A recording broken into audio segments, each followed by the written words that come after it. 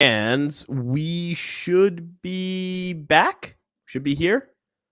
Um, so we had a little bit of a weird day today. Um, Yankees are 500. I don't really know what the intro for this should look like. I don't know where we start. I don't know where we really take this conversation. Like we could talk about this game, but it's kind of the same thing as always. Severino wasn't good. The offense wasn't good. Um, I, you know, I mean, what is the thing I'm supposed to say? Like, well, what is the groundbreaking information that I have for you guys today? I don't know what the what's that groundbreaking info that changes our perspective on how this season has gone, that changes our perspective on how this game went, that changes our perspective on where this team is going. Um, I don't really got much right now. Maybe Dylan, I don't know where do we start, man? Just where do we start? Where do we start? Well, a lot has changed since we last were on a live stream. It's been about exactly 1 month actually since we last did a post game live stream, and yeah, like you said, we're 500, which is not great at all. Things have kind of unraveled since we last did a live stream. Uh, I mean, just I don't know what to say about Sevi at this point. I've ran out of patience with him. I ran out of patience with him honestly after that Baltimore start, and yet we've still decided to roll him out there for an extra two starts, and it's been the same results. And now you kind of don't have a choice but to throw him out there because we have like no pitching depth whatsoever. Let's see what his box line today was: 3 earned runs in 4 innings, and his ERA went down, which I find hilarious to be honest. It was accounted for 5 total runs. I guess 2 of them were unearned. 2 walks, 5 strikeouts. Gave up 2 home runs again. There's been the home runs killing him. The bullpen did its thing. The bullpen gave up 1 hit, but it was too little, too late because we were already down by 5 runs. And honestly, once we went down 3-0, it was going to be a tough hill to climb. This Yankees team mustered up 1 hit today, and it was a single from DJ LeMahieu in the second inning. Otherwise, they did absolutely nothing. Which I mean, just I don't know what to say anymore. This is the first time that they've ever been 500 or worse through this part of the season since 1995. 1995. That team was not very good. Yeah, that team I believe made the postseason, but they were not that good. It was after that when the dynasty years began. But this Yankees team, man, I ran out of words. They're just it's been so like unimpressive. It's just been very like lackluster. Like at this point, like I'm not even like excited to see this team play, and that says a lot because I'm a diehard Yankee fan. I've been watching this team since I was 6 years old, and this is just disappointing. This is probably in the amount of time that I've been watching this team since I was 6 years old. That was 2008. That 2008 team wasn't very good either. I know, but this team is probably 10 times worse than that. This team is destined to not only miss the playoffs but finish under 500 for the first time in over 30 years. This is bad. It's sad, honestly, because this team on paper coming into the season was pretty talented. You thought you had a pretty decent lineup. You felt like they could have still used some upgrades, but you also felt like that they were still going to be a good team. I mean, right now they're just a bad baseball team. There's no other way to put it. They are not a good baseball team. And really, the season really ended when we lost that Miami game on Sunday. And I was there in person when that game happened. Fun story for you guys. I left that game when the bottom of the ninth inning began, the one where the Marlins scored 5 runs in the ninth inning. I had to leave that game early because I had to catch the train. And I hear the cheering from outside the stadium dozens of times, and I just knew something happened. Checked my phone, Clay Holmes imploded, and maybe it was a good thing that I didn't see that in person because I would have lost my mind. And it sucked. I had to leave that game early, but still, like I would have lost my mind if I saw that in person. But anyways, with regards to tonight's game, I'm not even surprised with the result. They lost this game 5-0. I'm surprised it wasn't 8-0, considering that Severino was pitching. You know what I mean? So I have no other really much else to say about this one. It was not really a surprising result. I can't really sit here and act like I'm surprised. I can't sit here and act like too disappointed because like I expected it. This Braves team's very good. I got to give credit to where it's due for them, but this Yankees team is just not good, man. It's not good. That's really all I kind of got to say to open it up. So, what do you think, Ryan? What do you think about not just tonight's game, but this recent stretch and just where the outlook is headed towards? Because it's not looking good. Yeah, I don't know, man. I usually what I have, is something that I can say that is positive, right? Like I try to like, all right, you know, something that invigorates some sort of faith in the season, some sort of rationality, whatever it may be. Um, this team is just bad, right? Like this team isn't good. Like I I don't really know what else to say. I don't know what other thoughts. We could start with the offense. We could start with the fact that Severino's still getting starts. We could start with the fact that, half the lineup shouldn't be here. In 2017, entering that season, they did two things the year before.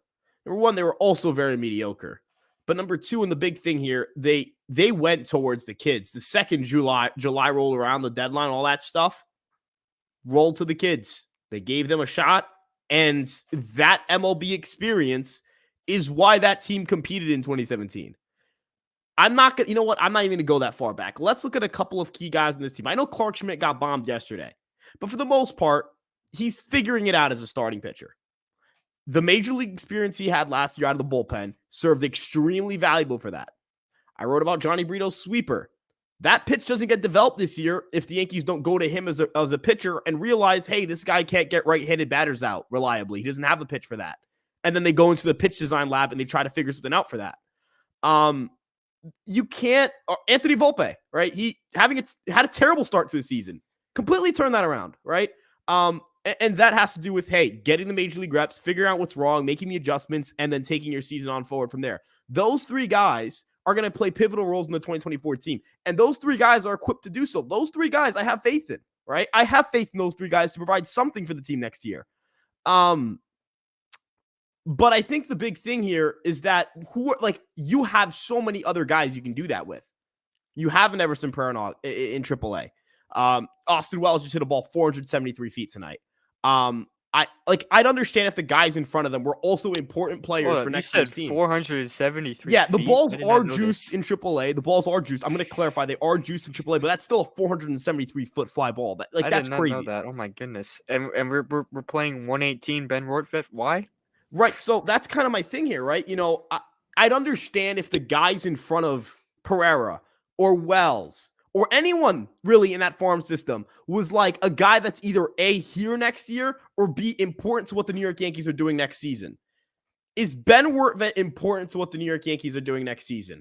I'd argue no. Now, I did want him to come up. I did want to see what he had, and I'm glad he did come up. I'm glad that we are seeing what we have here. It's a small sample size, I will give you that. But I think, the Yankees it's just, Wells is just a better player, it feels like.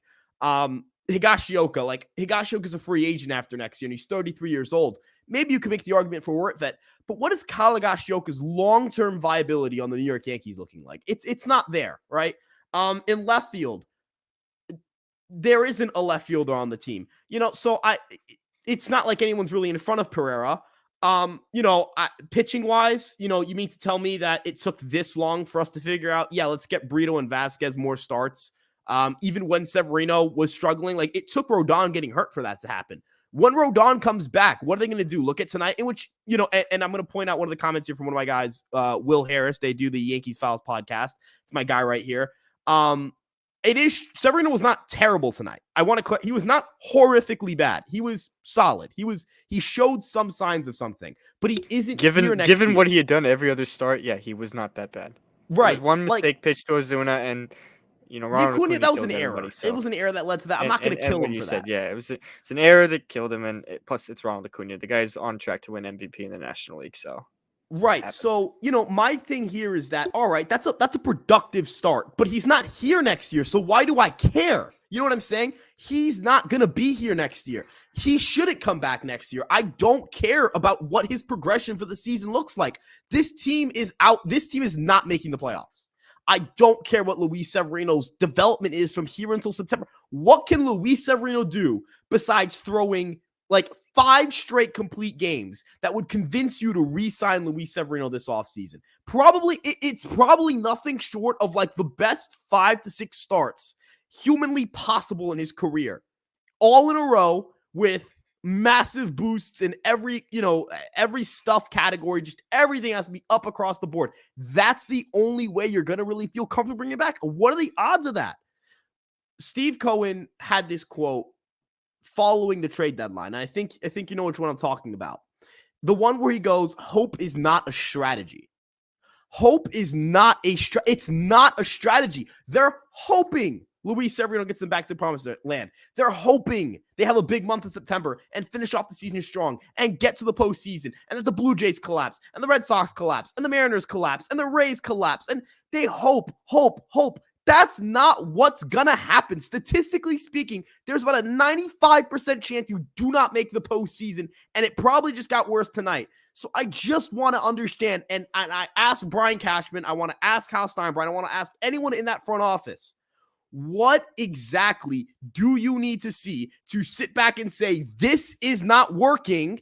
These guys are not very good. A lot of these guys are not important to what we're going to try to accomplish next year. A lot of these guys are not World Series caliber players. We've got to figure out what we've got in the farm system. This is a farm system with 6 top 100 prospects according to Baseball America, 3 according to MLB Pipeline, and for some reason they punted Wells off that list. No idea why.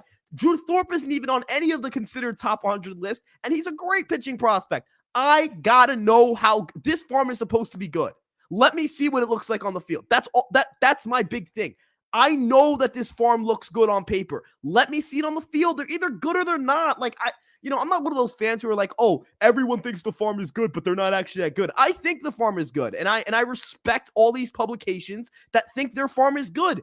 But Dylan, who cares what publications think if I don't ever see them on the field? What do you? I know I'm rambling a little bit here, but I want to let you jump in. You're not wrong though, because at this point we do need to see some of them. I mean, it's not like the team's doing anything right now anyway. They're 60-60, and they're one more bad game tomorrow from going under 500. Under 500.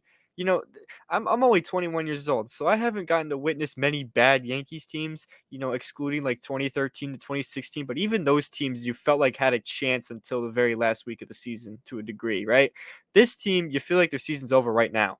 It's a stark difference. And there is talent on this roster, but at the same time, they're underperforming massively, and it's not like I said, it's not like we're winning anyway. So why not call up some of these kids, especially guys like Everson Pereira, who clearly is ready for the major leagues. I mean, he's absolutely killing it in AAA right now. Got to get that kid up. You got to get some of these guys up. You got to, get these guys developing fast, because clearly it's time to retool this roster a little bit. It's probably best to go younger right now too, because we have too many of these aging old veteran contracts that our guys are just underperforming. So why not go younger? I don't know why we're not doing that. And I'm not over here saying completely blow it up and everything. This team can still end up being competitive next season, but if even by going younger, they can still do that. They like what you mentioned earlier, 2017, they went younger and ended up making the ALCS and 1 game away from the World Series. The World Series was in their grasp. Unfortunately, you lose to the cheating Astros. It happens. But you felt like that they were going to build off of that and rile off some more success. And ever since then, it's just been failure after failure after failure. And it's only going to keep happening unless you make a change. And I'm not saying that calling up guys like Pereira and Wells, etc., is going to suddenly make them a World Series contender. No, I'm not saying that. But it at least shows that you kind of have a direction going forward, because right now, I don't know what direction they're heading in. I mean, at the deadline, they were completely silent. They added Keenan Milton, and that was literally it. Literally it. I mean, like they're completely directionless right now. At least pick a direction. Go younger. Do something. Do something. It feels like they're just not doing anything. They're kind of just sitting back and watching this team rot. And that's not what we're trying to do here. We want to see this team win. They're not winning. So what's gonna happen? What are we doing? Are we just gonna let this keep happening and just continue to be mediocre for the next few years or so? That's not right. You're wasting Aaron Judge's prime. You're wasting Garrett Cole's prime. That's not right. That's not how you want to treat the captain. You just named Aaron Judge the captain this season. This is the team you gave him. This is the supporting cast you built around him. It's kind of shameful. Not gonna lie. And, I know I'm kind of ranting a little bit, and I know I'm kind No, of but you're getting a right. little You're right. emotional, I guess. In our first stream back in over a month, but I think it's warranted. I think it's warranted, man. I mean, like I've gone through a lot over the past few weeks. I'm not gonna dive into it, but if you know, you know. Ryan was out of town. We weren't doing live streams. We were doing our own stuff for a bit, and this team has fallen apart around us in the midst of that. It's sickening. It's sickening. I really was hoping things were going to turn around. I really was hoping that the deadline was going to see some change. Whether it was a sell or not, I was hoping for change to the deadline. Even if they sold off a lot of players, even if they didn't like add anything but sold off some players and called up some kids, I I would have been okay with it because at least it would have been something different and refreshing. This team it's an eyesore. I can't keep watching this team. It's over and over the same old stuff. It's not fun. I can't keep watching guys up here put up really bad at bats. I watched Jake Bowers get a platinum sombrero in person, and he was our leadoff hitter on Sunday. And today he was hitting fifth. He's three for his last, like, what, 30, 31, and has struck out over 50% of the time in that span. And I'm not pointing the finger strictly at Jake Bowers. It's just an example of how, how bad the team overall is. And I saw a good tweet a week ago or something. Somebody was saying, Yankee fans had been saying at one point, oh, but Bowers and McKinney are some of our best hitters, but acting like that's not a problem. If Jake Bowers and Billy McKinney is your team's like third best hitter, that's a huge problem. I'm just being honest. That is a massive problem. And I'm not trying to be in any way, shape, or form disrespectful to one of those two, but they're not. We all know who they are. We know they're not star level players. We know they're not all stars. And if they're your third best hitter on a team that's expected to compete for a title, then I don't even know what to say at that point. I literally am at a loss for words. I didn't even couldn't even come up with anything at that point. That's how like shocking things are. And like coming into the season, I'd be lying if I said I didn't expect the team to be a little worse than last season. Not in the terms of I expect them to be 500 right now. Absolutely not. I could not have predicted that. I knew they weren't going to go 52 and 18 through 70 games. We all knew that was a little bit of overperforming, right? But I I can't believe this is really where we're at. I can't. You would think that with the Yankees and their market, their payroll, and their history, and how they always go after big names at deadlines, and how they always go after play it aggressively in the offseason, you would think something was going to change after a disappointing end to last season, right? No, it's the same old stuff, and now it's if anything, it's worse. It's a gigantic eyesore, like I mentioned. It's so hard to watch. I know I'm rambling a little bit. I want to give Ryan a chance to speak, so No, you're take the good. floor, Don't dude. worry. Take the floor. I want you to The let your dead emotions out a expression little on bit. my face is just the fact that I'm letting this all kind of settle in for the first time. And I'm gonna go through the comments a little bit and kind of, play off with the crowd, I guess, a little bit here. Issue is no offense. We're in a dumb slump. Yeah, we don't have a good offense. Yeah, you honestly, yeah, that's bad. Like, he gave up a home run to Acuna and to Azuna, but like, unless he threw a no hitter, the Yankees were going to lose today, right? Like, that's what it was with the offense. Yeah, we're not on the same level as the Braves. That's what's really a tough thing. Crazy that they're manipulating service time rather than just calling up Pereira. I kind of get it at this point. Like, why call him up 2 days before you can get another year of service time and get a draft pick if he wins Rookie of the Year next year. We're bringing in to replace Cashman. Jeter, not Jeter. Definitely not Derek Jeter. Here's really my thing, right? And here's kind of where I'm at with the Yankees. If you're Hal Steinbrenner, because there are three kind of chains of command we're thinking of, right? Manager, general manager, owner. Now, the general manager, Brian Cashman, also happens to be the president of baseball operations. So he kind of covers that whole, like, everyone is below him except Hal, right? Hal Steinbrenner has watched the Tampa Bay Rays and the Baltimore Orioles fucking lap him and lap this organization in terms of process, player development, excellence, regular season performance, all that stuff, right? I get it. The Rays don't have a World Series and the Orioles have done jack shit in the playoffs, but what did the Baby Bombers accomplish in the postseason? Absolutely nothing, right? So it's not like the Yankees won a World Series. I'm comparing a team that's won a World Series with this core to a team that hasn't won a World Series. I think that would be an unfair comparison. That's not the comparison we're making here. When it comes to player development, the Orioles are better than the Yankees at what they do. Same thing with the Rays. Now, people can argue, well, Hal wanted the Yankees not to sell. That's not Brian Cashman's fault. Sure. But why were the Yankees in a position to sell anyways? That would be my counter argument. The big thing here is if you're Hal Steinbrenner, you're getting beat by teams ran on data, ran on, great process, great player development, super data driven, like cutting edge stuff. You can't spend the money to hire their guys and just say, hey, we'll give you a 10% raise.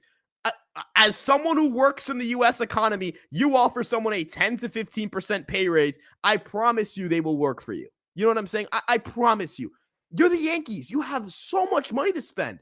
And if you're Hal Steinbrenner, isn't there an incentive for you to want to bring in guys who can get you cost-efficient talent alongside and then give that great mind the ability to spend like $200 million? You got a World Series team right there.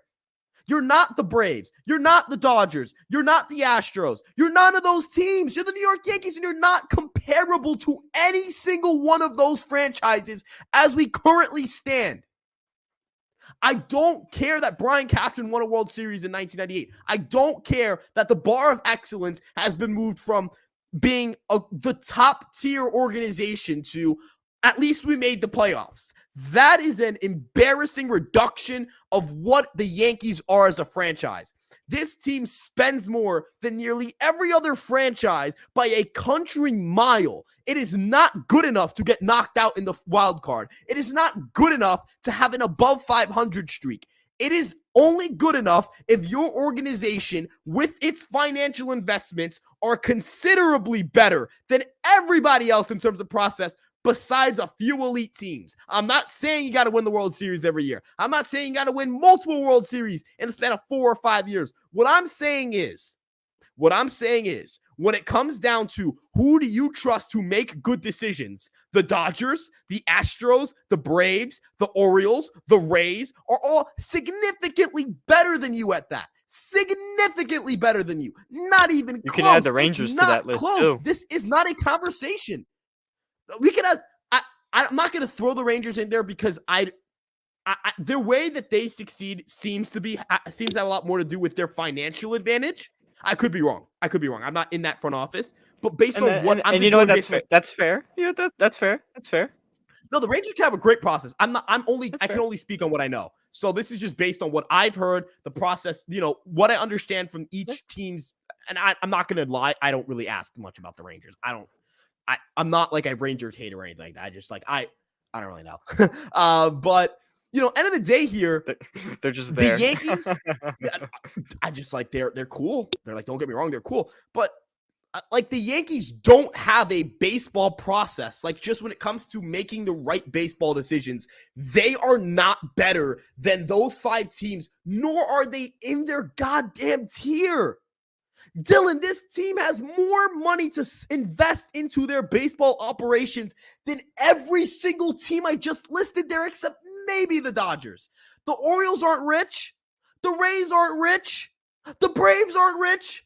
The Astros were okay letting Cole, Correa, Springer, all those guys go because they're not the Dodgers and Yankees when it comes to spending. So I just need to understand, what the fuck is Hal looking at? What the fuck is Brian Cashman looking at? What the fuck is this team gonna need to look at, gonna need to do, gonna need to care about? What is going to need to happen for the New York Yankees to say, we need to be the best organization, have the best process in baseball, be the most cutting edge, be the most innovative, be trendsetters in this league? No, they can't be that because they don't know how to fucking be that. And it's okay to have a winning streak. It's good enough because they make the postseason. It's good enough to get stomped out by the fucking Red Sox. You've gotten stomped out by the Red Sox multiple fucking times in the last 5 goddamn years, and the guy responsible for building the teams that got their shit smoked by the Red Sox is still the fucking general manager. Think about that, Dylan. Oh, I just unplugged my headphones. I cannot hear anything right now.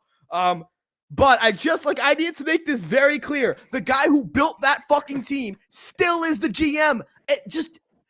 Oswald Peraza got called up and didn't fucking start. I don't hate Aaron Boone. I like Aaron Boone. But you can't defend that if you're Aaron Boone. Aaron Boone makes the lineups. What are you doing? The manager, so the GM calls up a prospect who he thinks is very good. The manager doesn't think he's good enough to start over a guy who was an error machine and was lost mentally. And the owner doesn't trust the GM to sell. That's dysfunction. The manager doesn't trust the GM's decision-making. The manager does not trust the GM's evaluation of a player. The owner doesn't trust the GM to make the right decision at the deadline. What does that tell you, Dylan? What the fuck does that tell you? Either Hal and Boone are wrong or Cashman is wrong. But someone with significant power in the organization is dead fucking wrong on these things. That's my point. That's what I got to say. Hey man, you went off on that, but hey, I respect it because you hit on every point and you hit it right on the nail on the head. I mean, it's just I don't even know, man. It's just this is kind of just I'm getting used to this at this point. And it's not a good thing. I don't want to get used to this mediocre level of play. I don't want to get used to the organization making like the moves that we don't really want them to make, or even not lack thereof. Not calling up guys like Peraza or Pereira, et cetera, et cetera. Guys like that, not giving the kids a chance, or not, like I mentioned earlier, not showing a direction. Like, where's this team headed? Where do they envision this team being next season? Like, who knows if they do nothing in the offseason and then next season we're rolling out a lineup that looks exactly like this and we go 500 again. What are they going to do? Is like this team's not going to be any better unless something changes. And unfortunately, it seems as though, in the offseason, let's say, that they missed the playoffs as I expect them to do. They missed the playoffs, and then Aaron Boone is the one who gets canned. Nothing's going to change unless something changes in the front office, and I'm usually not the type of guy to call that out, but it's kind of true at this point. I think something has to happen. You can't be 500 level of baseball with one of the top payrolls in the league and with this talent that you're supposed to have. And yes, I'm not going to sit here and blame it entirely on that, because at the same time, there are players underperforming. Stanton's hitting barely above 200. Anthony Rizzo was the worst player in baseball for 2 months. DJ LeMay, who's having a down year. I could go on and on. So, of course, at the same time, it is a talent problem, but it's also a roster construction issue. You have this lineup full of guys that, don't really do much outside of, hit some home runs, but also strike out a lot. You have a bad mix of, an unbalanced lineup. Look at the Braves lineup. Look at even the Marlins lineup. Lineups like those, there's some balance. You have guys that get on base. You have guys that put the ball in play. You have guys that hit for power. You have guys that, can run the base as well. All that stuff. The Yankees don't have that. The Yankees have Aaron Judge and some other guys that are just, okay at what they do at this point. And I liked Stanton for what it was worth, and I liked what, having Stanton in the middle of the lineup, but now he's kind of on the decline. So I can't even really sit here and act like, he's like, another big bopper in that lineup, if you want to call it that. There's just too much imbalance in that lineup, and you can't keep rolling that out there. We were saying this last month in our last live stream when things were bad, but not nearly as bad as right now. We were calling this stuff out back in June when they were still, in the wild card spot. We've been saying this for a while. This isn't like something new. This isn't like a flip of a switch where we're like, okay, they need to do this and this. No, we've been saying this for a while. It's just, becoming more glaring now because we're 500, 500 with 42 games left.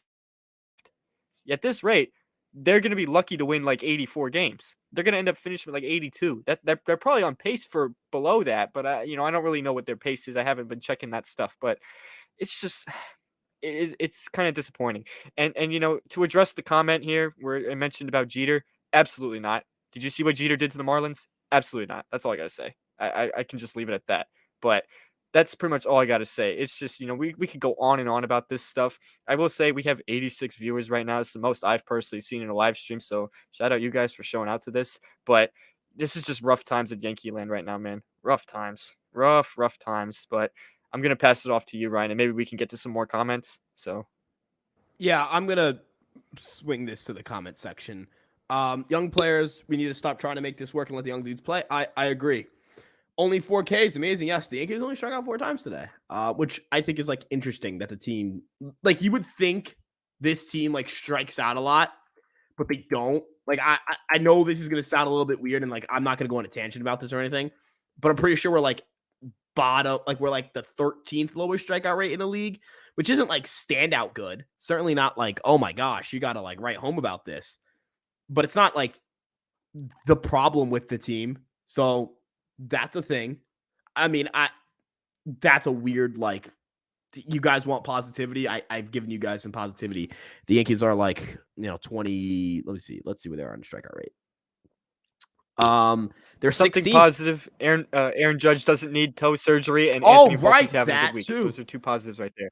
Look, See, I turned it into I turned this into a positive, we but just we that's all I just got. reeled off some So, positives. Just did a job there, but but unfortunately, that's um, all I got. So, yeah. Oh, this is. I mean, I definitely agree. Bring up Pereira, bring up Dominguez, bring up Jones, bring up Wells. I'm keeping Dominguez and Jones in minor league baseball. You shouldn't like ruin a prospect's development just because the season went wrong. But I definitely agree that Pereira and Wells should like. Why not? Fuck it. Like AAA, dude. The balls are yoked in AAA. I could hit a ball 300 feet down there, man. Like these guys, the AAA. Like, have you seen the league average ERA? Where in the league, the specific league that the Scranton Rail Riders playing, it's 5.28. Like, I don't give a shit. it's like above 5. Yeah. It's 5.28, dude. Like it's not an environment where you're gonna get like you're not gonna learn anything from that. Just call them up to the big leagues. They can let them figure out what their weak spots are at the major league level, and then whole off season to work on it. Yankees also another thing. So the Dodgers do this, and this is how Mookie Betts kind of like fit. Like he not that he had a bad year ever with the Dodgers, but he was kind of losing a little bit of his power. Bat speed. They went to Driveline, did weighted bat training. I promise you, not a single Yankee has done that. I promise you, the Yankees are not in depth enough with the data, that they're not locked in terms of innovation enough to say, guys, we've set up a deal with Driveline. We're putting you guys in a weighted bat plan. Like, I'm sorry, like every single guy that has a contract with the Yankees, not that you make them work in the offseason, but you say, hey, we're working on this. We're making this a thing. It's a big thing for bat speed. Bat speed is, and we know bat speed super important. It's becoming a bigger buzzword, to emphasize. These are the kind of things you could work on, but you need major league data to work on things, I think. End of the day, like Johnny Brito didn't think he needed a sweeper until he got the shit beaten out of him by the Twins, right? You know what I mean? So you can't like any major leaguer will tell you this. There are only certain things you can learn about yourself at the major league level. You have a month and you don't have to you do not have to start these guys on your major league team next year. If they really do struggle, you could just put them down in the minor leagues again, right? Like, it's not like you're forced to open your 2024 roster with all of these guys on your roster. But what it does do is it allows you to see what you have, see if they can help you, and especially in a weak free agent class for position players, see if you can plug in some holes internally. Even if Wells is just the guy versus right-handed pitching and Trevino's the guy versus left-handed pitching, even if Pereira doesn't start with the team next year, needs a couple weeks in AAA still, even if he comes up and strikes out 40% of the time, you need to learn something, right? Like, there are things that you can learn. And the Yankees are, yes, they're bad, and this isn't a reward, but the compensation prize for not being very good is that now you have the rest of August and all of September to figure out what you have in your prospects at no cost of your team. In fact, if you're not going to make the playoffs, you kind of should be bad, right? Like, you kind of should be as bad as possible. Get like the 13th, 12th, 11th pick. Get a fucking insane prospect. You know what I mean? At this point, that's just good process. Now, Brian Cashman and Hal Steinbrenner, I don't know if they have it in them, if they're mentally capable of figuring out that that's a good process, because over the course of the last 365 days, it has not been that, right? But that's the objective right thing to do. But we'll see if they do it. Ripped the 2023 Yankee season. I think that ended, like you said, in Miami. We finally have some good players on the farm, yet we're holding on to these old guys who aren't producing. Right. Like, I don't care about half these guys.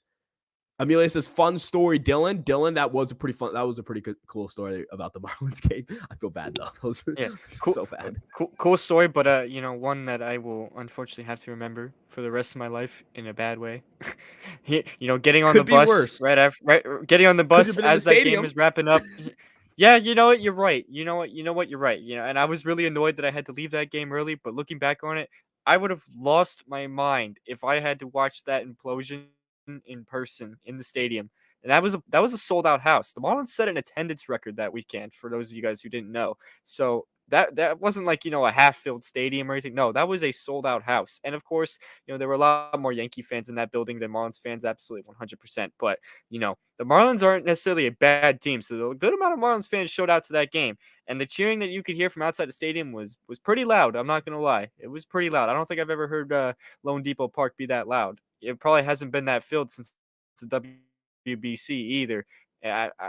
Just, I'm just glad I didn't witness that in person, I suppose. Of course, Outside of that, I had a great time at that game. I do wish the Yankees would have won that game though. Kind of, spoiled it all completely. But you know, still a good game though. One way or the other, still a good experience because I hadn't been to a game in a very long time. So very fun experience.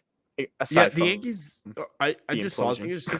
there's six. We're 6.5 games out of a wild card spot. Listen, I'm usually a optimistic fan. For those of you guys who do follow me on Twitter and stuff, you know me as a rather optimist. This team's not making the postseason. I would be completely shocked if they make the postseason. And I don't mean to be a downer or anything like that, but I'm just being realistic with y'all. This team is not making the postseason. It does not get easier from here. They still have to play the Red Sox and Blue Jays, I think, like 13 more times combined.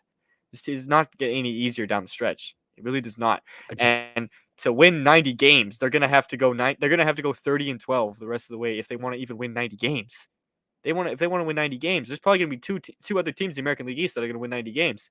The Rays might find a way to get 90 wins, and the Orioles are probably gonna win 90 games as well, at least. So not looking good. It's really not looking good. If you're holding out that hope, I have like that very little sliver of hope left in me that they can make a run, but it's not looking good. I'm not really on my optimistic side tonight. I'm just not. It's not looking good. I've lost hope. Honestly, that Marlins loss on Sunday was the season killer. You needed to win that game. They haven't won a series since like the third. What was it, June 30th? And it was against the Royals. The last series win I think they actually had it wasn't June 30th. I apologize, but their last series win was against the Royals last month, like literally a whole month ago. So what are we doing here? What are we doing here? It's just it's things are just bad, man. Things are just bad. And I want to say something too. We make fun of the Mets sometimes, because the Mets are having a dreadful season themselves. They did the right thing at the deadline. They did the right thing. They sold off all those aging contracts, those aging vets that because they knew they weren't going anywhere. And you know what? They got Luis Angel Acuna out of it. They got Luis Angel Acuna for Max Scherzer, who is still a productive pitcher. Don't get me wrong, but he's very very close to being out of retiring and stuff like that. He's 40 years old. With all due respect. So the Yankees could have done something similar to that. I'm not saying the Yankees had to, dump everybody, but it would have been nice if they did more than just, acquire Keenan Middleton and that was it. You know what I mean? Like it felt like getting Keenan Middleton was just like, oh, look, we did something, guys. Here we go. We got somebody. We all know that and that's nothing. And it's not like Keenan Middleton is like your new closer.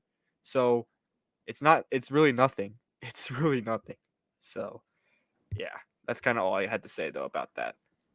yeah, I don't even just like this team. I mean, we all fucking knew that this team wasn't good enough, except for Hal Steinbrenner, I guess, or Brian Cashman. I don't. Just everyone knew this team wasn't currently good enough. And on July 31st, on August 1st, except for Hal and Cashman. Like that's the craziest part to me. LA was right. Yeah, he was right. This team's bad. Get rid of Hal and Cashman. You got to get rid of Cashman at this point. Now going to Holmes was the correct choice, but he imploded. Yeah. Like, yeah, I get why Holmes came in. I'm not gonna. Nah, this is what I think of it. I missed the bottom of the ninth of that game, the Marlins game in person, but I went back and watched to see what happened exactly. Going to Holmes was the right move, but I definitely think he should have taken him out before the game got tied because Holmes clearly did not have it from the start. So if you wanted to treat that game like a must win, you would have taken him out when it was 7-5. I'm just being honest. And I'm not, and who knows? Maybe Tommy Kahnle would have also ended up imploding as well. But at least, you tried to go to somebody else to try to get a win. You had to win that game. Like that, there's no stretch to that. You had to win that game and you failed. And you were cruising to a win and you failed. You needed to treat that game like a must win. And quite frankly, keeping Holmes in that long did not feel like they treated it as must win. It felt like they were treating it as let's see if Clay Holmes can figure it out. It felt like they were prioritizing that a little bit more than getting a win. That's the way I felt. Again, going to Holmes was not the wrong move. That was the right move. Keeping him in as long as they did, though, I can scratch my head at. And I think that's fair to say. If you disagree, you disagree. We're on here to agree to disagree on many things. So, have at it with that one. But that's kind of where I stand on that. I want to hear what you think about that, though. Yeah, I mean, personally, the way I view it is that I think that the Yankees staying with Clay Holmes was fine. I mean, was Tommy Kahnle getting Luis Ariz out? I don't know. Right? Like I don't know. It's Clay And that's Holmes. a He fair had been question to have. electric. It's a fair All question to yeah, have. he had been really good. He had been I electric, even like but you know, the triple was really the first batted ball where you're like, yeah, he got pieced here. Well, no, that's a lie. Gurriel hit that double, that was pieced, but it was like, all right, ground ball that just gets by Volpe, right? Like just out of his diving grab. A ground ball right at him that he should get it out on, and he doesn't, right? Now that's on Clay Holmes, right? We can say Clay Holmes, the fielder, didn't do a good enough job either, and that is true. But I didn't feel like he looked too off. It just, I don't, and like comment like this, like what the like mentally fuck that dude. He's been money all year. He blows one game. I'm sorry that he blew one game. he I should have been. deeply, He should have been an all-star. He should yeah, have been an all-star. I deeply I will apologize that the die on that Yankees hill. He should closer. have been an all-star.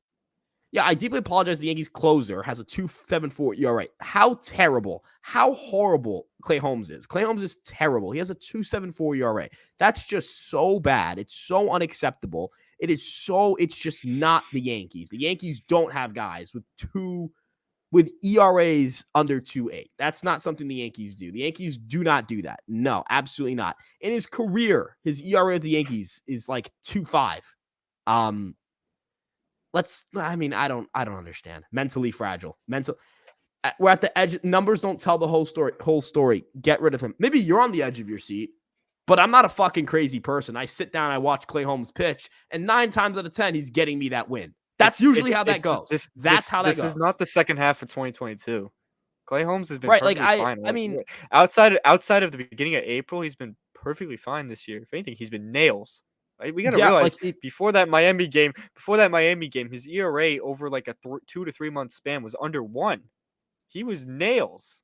It happened to be that he ended up in bloating. It happens. It's unfortunate the timing, but it happens. Yeah, when you have a pitcher who has an ERA that starts with 2 and the number after that is lower than like 9 or 8, like we're going from, oh, this guy's pretty good to this guy is an elite pitcher. I'm not gonna entertain the idea that Clay Holmes is a problem on the New York Yankees.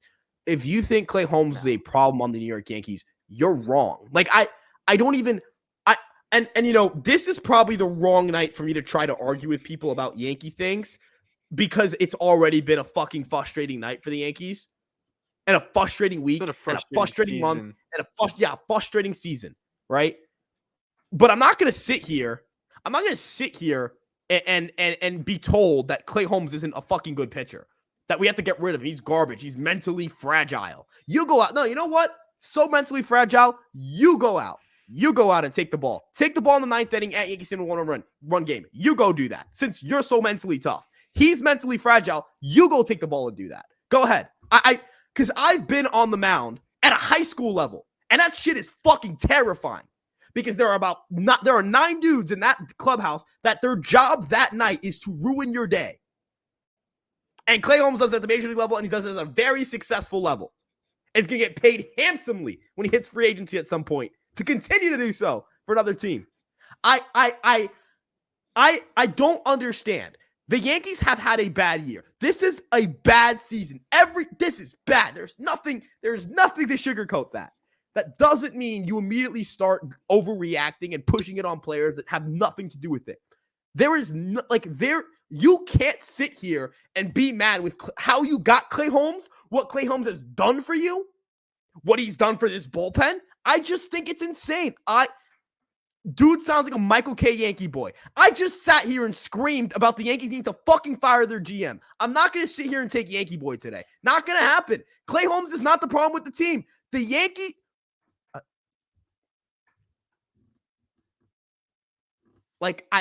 he's not Mo. Yeah, he's not Mariano. Dylan, am I fucking crazy? Like, am I crazy for thinking you could be a good... Dylan, help me out here. I love my job and I prefer to keep it. Please just... Man, I don't even know. This is the way I see it, man. Look, man, the way I see it, if you're over here, right, this season's been annoying, but if you're over here pointing the finger at Clay Holmes out of all players when nobody in our lineup is hitting above 300, when half of the lineup is hitting below 220, then I don't think you're watching the right games. You might need to, check MLB.tv and make sure the date is correct. That's all I got to say. So, yeah. Look, end of the day, look, I just think there are things you can disagree on. We can say, look, should the Yankees keep Glaber or could they get value from trading him? Like, I'm pro keep Glaber, but there's a world where that makes sense. In what world is the conclusion? Like, the Yankees can't hit. All of their starters are either hurt or not good outside of Garrett Cole, or underperforming what you expected them to be, or rookies, right? Like, it's Johnny Brito, Randy Vasquez, Clark Schmidt, like guys who are trying to figure it out. Garrett Cole, who's the Cy Young front runner right now, and then a lot of underperforming and hurt, right? So that's the state of the rotation. The bullpen's been asked to do a lot already. The lineup sucks. Like, the lineup's not good, right? So like, those are the two things you look at, right? In the bullpen, I'm not like you. Just how do you conclude it's Clay Holmes? It shouldn't That's be really more the of an thing for me. obvious How flaw do you too with conclude the it's Clay Holmes? offense. The offense is like the clear flaw. Yeah, and number two on The that list is the The rotation. offense It's is not like the the bullpen. clear flaw too. Like, I don't think it's any more obvious. Yeah, like, look, Yeah. I'm willing to move on from the topic. Like I said, if but you're pointing the what the finger fuck? at guys like Clay Holmes or anyone in that bullpen, like, if you're pointing a finger at anyone in that pen, I apologize because there is a bit of a delay on this stream. But if you're pointing a finger at anybody like that, then I don't know what to say. It's definitely not who I want in high leverage situations. Seen this guy crumble way too much. He's part of the problem. He is not part of the problem. Get over it. Simple. I just like I've seen him crumble way too much. The Yankees have lost 1, 2 games since like the month of May. Did you know that Felix Bautista gave up a grand slam to Kyle Tucker last week? Are we going to say that Felix Bautista is not good now? Yeah, fuck it. No, you got to get rid of him. He's a liability. I've watched him play this game for 40 years. I don't care how long you've watched him play the game. You don't know the game if you think Clay Holmes is a liability and part of the problem. Like, I'm just telling you how this is. I'm telling you that if you sat down in front of any MLB front office and you sat down and said, and I'm just telling you, this is not personal. I'm just telling you. This is me just telling you. It's not my opinion. I know this for a fact. If you sat down in front of any MLB front office, the Astros, the Braves, the Dodgers, the Rays, and you said Clay Holmes is part of the problem for the Yankees, they would laugh at you. And then they would just laugh at you. You wouldn't even get the explanation. It wouldn't register in their brains that could be a thought, right? So I just want you to know it's that bad of a take. Yes, it is that bad of a take. Yes, that is that bad. And I'm sorry. There's a lot setting me off tonight, I guess, with the Yankees. Yankees are not my cup of tea, I guess, tonight. I don't drink tea, so I don't know why I said that. I'm more of a coffee guy, Dylan. You a coffee or tea guy? You No, I actually don't really like either, to be honest, but That's especially fair. not coffee. I feel like I love coffee and I like drinking my coffee. Like I like dark coffee. I feel like that's like an acquired taste. I feel like some people, you either like it or you don't. You know what I mean? Like, coffee is one of those things like you either grew up drinking or you didn't. I completely understand why people don't like coffee, but I love coffee. And I also love Red Bulls. I love caffeine. I think that's my issue. But yeah, no, like you think he's a good closer? Yeah, everyone with a job in Major League Baseball thinks he's a good closer. What do you want me to say to this? Like, what am I supposed to say? I thought he should have been an all-star. Right, I just want someone to tell me. Of course, it wasn't going to be easy for him to become an all-star, but I think he was pitching at an all-star level. Yeah, I mean, the guy I think he was has pitching like an a all-star. 2.8 He ERA. was pitching like an all-star. Right, like, I mean, I'd get it if there was like this guy just can't get it done in high leverage. He has a positive win probability added, which means statistically, like, this isn't an opinion anymore. This is now just truth. Clay Holmes positively impacts the Yankees. If you say he doesn't, you haven't watched the Yankees play, and you don't know what the numbers are. Like, you haven't looked at them. I'm like, I'm telling. I'm not opinionating, right? This isn't an opinion. Opinion is like, I think the Yankees should fire Cashman. That's an opinion. I guess everyone kind of agrees with that opinion, but I don't think that necessarily makes it a fact of life, if you get what I'm saying. Like, the sky is blue isn't the same as you should fire Brian Cashman. I'm telling you what objectively is true. right? Like I'm telling you what the numbers say is the truth. Numbers are just recorded events. But I got it. I'm gonna move on so I don't like have an aneurysm or something. I don't know. Let's see. Where were we, man? Because I was just like just gone. Here right now. Torres hitting to double plays. I'm not gonna really buy it. He's had a good year. He's been okay. Like he's hit for the Yankees. Hit what, like a 110 WRC plus? 112. I was 2 points.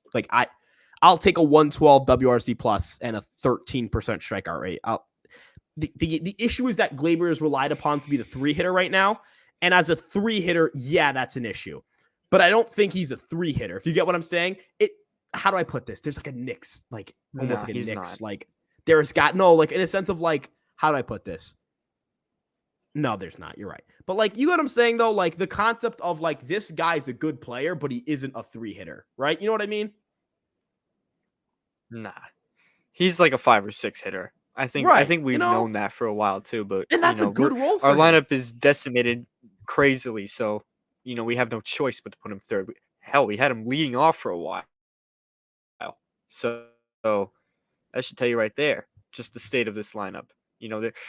We've had like 4 different leadoff hitters this year, and I think I'm actually right about that. Let's see. We've had IKF leading off a fair share. We had Jake Bauers leading off. We've had Gleyber Torres leading off.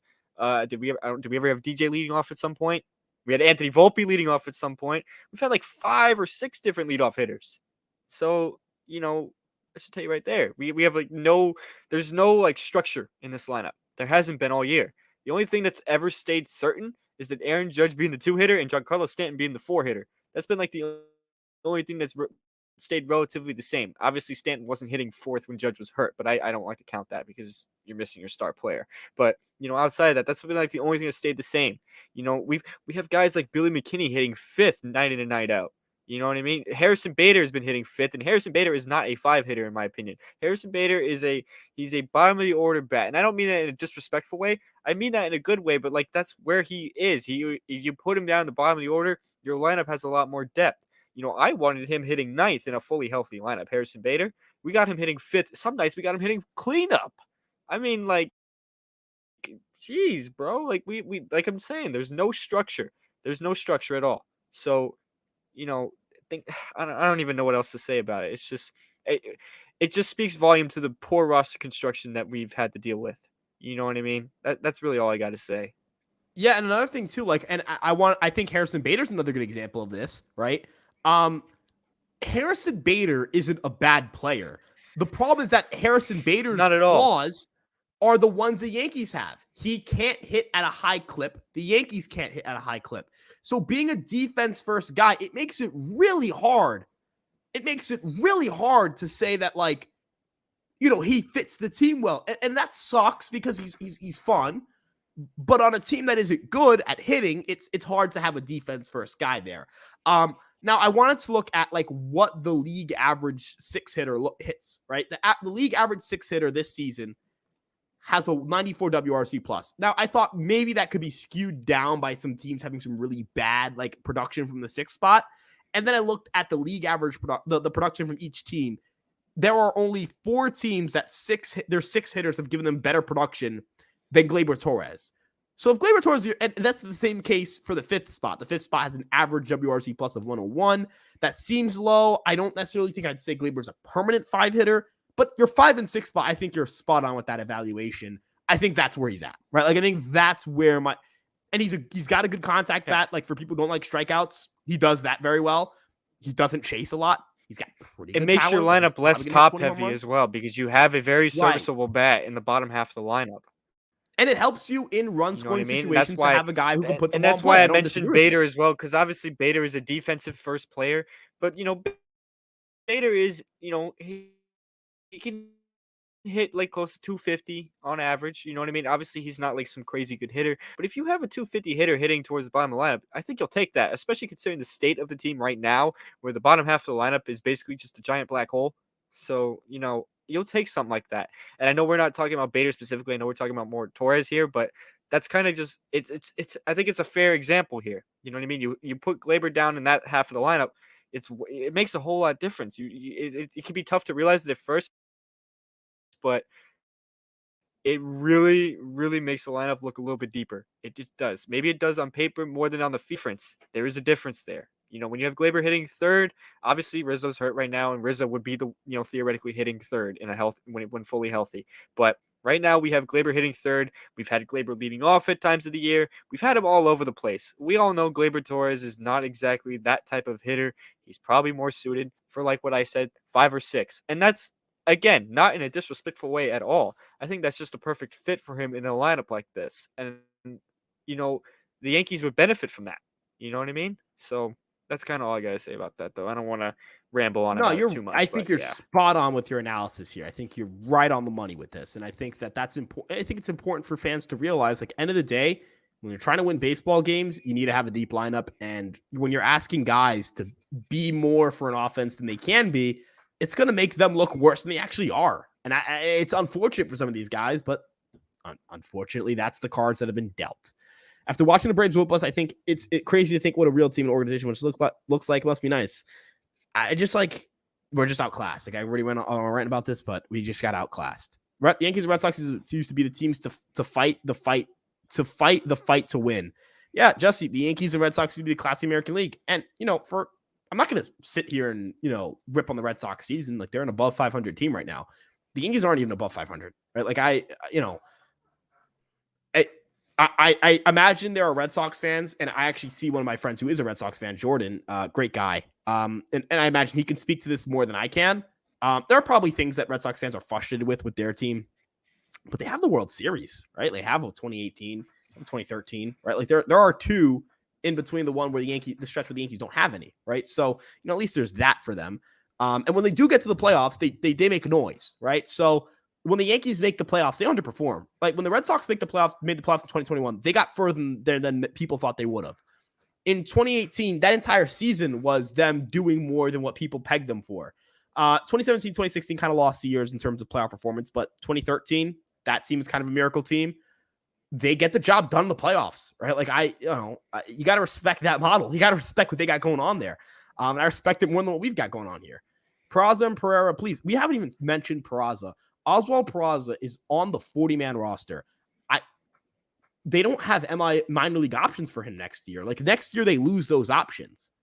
What are they doing with him? Like, what was the game plan with him?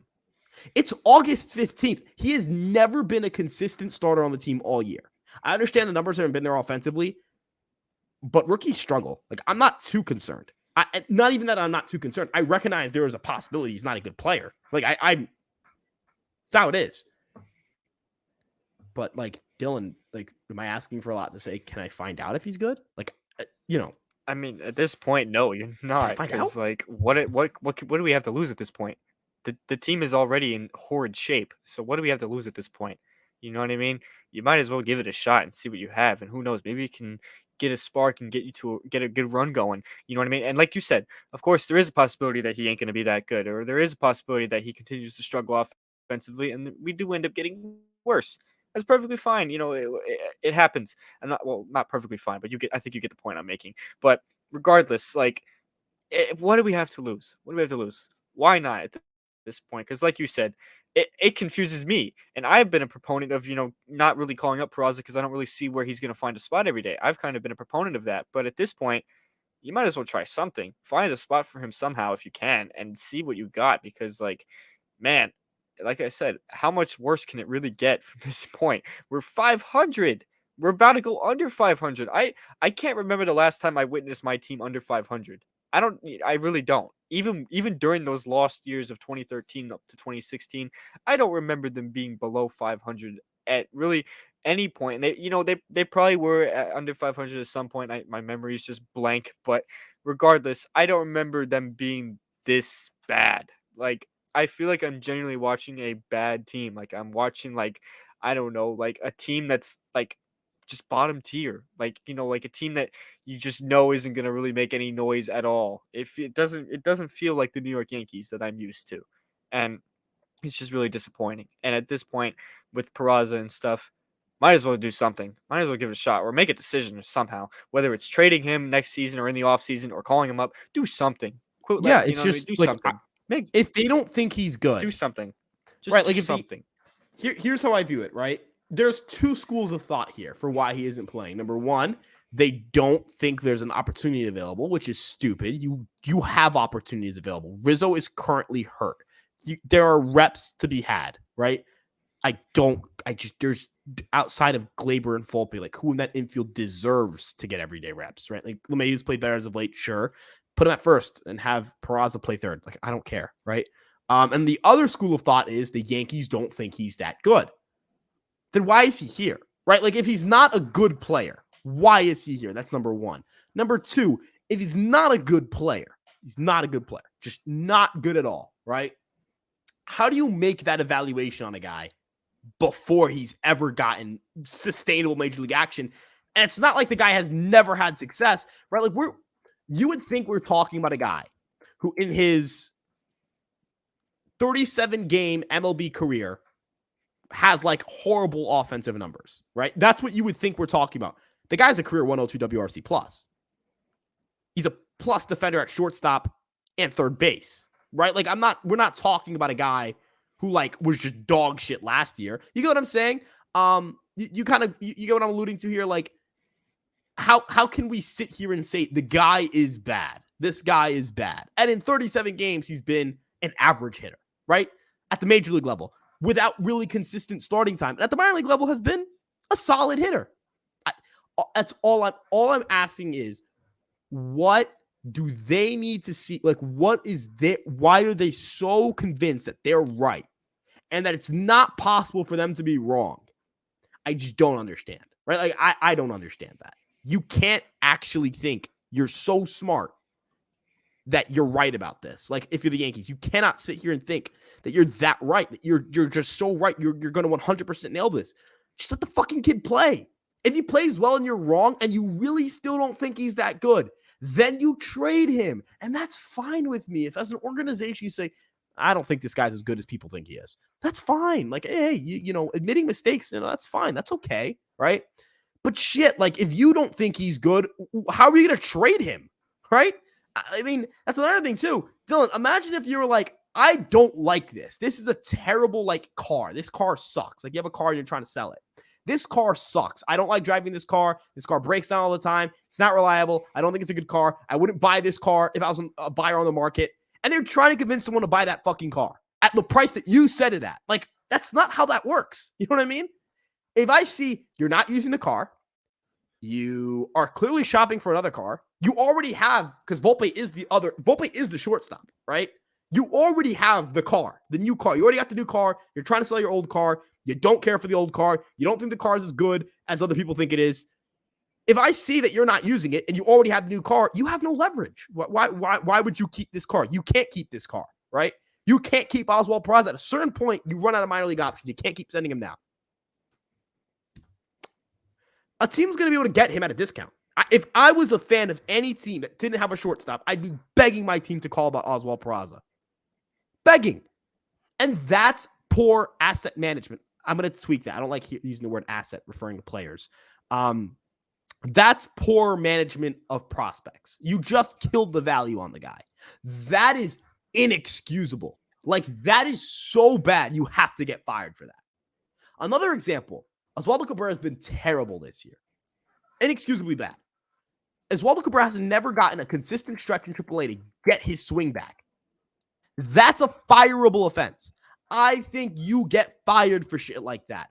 I think you get fired for doing stupid shit like that. Stupid shit like that should get stupid people fired. I don't get it. Dylan, how the fuck is this guy not getting at bats every day in AAA? Then you got the other guy who's in AAA who should be at the major league level, still rotting in AAA. Like, Cabrera's 24. He's going to be 25 next year. This was a fucking waste of a season for him. But this is a waste of a season for him. He struggled and then never got an opportunity to go down to AAA and figure it out. You wasted a whole year of his career and potentially ruined his career. I get that part of it is because he didn't play well, but you send the guy down and let him stay there. It's like they just make the wrong decision. Every turn, they fuck it up. Every chance they get to fuck something up, they do. 2017, they get to the game 7. They cut payroll? Hal Steinbrenner wanted to stay under the luxury tax? What? I hear the common excuse for not trading for Garrett Cole is they wouldn't have turned him into Garrett Cole, which is true. But your pitching development was so behind the Astros at that time that you couldn't go out and get pitching that they could get because you couldn't turn them into the guys that they could turn their guys into.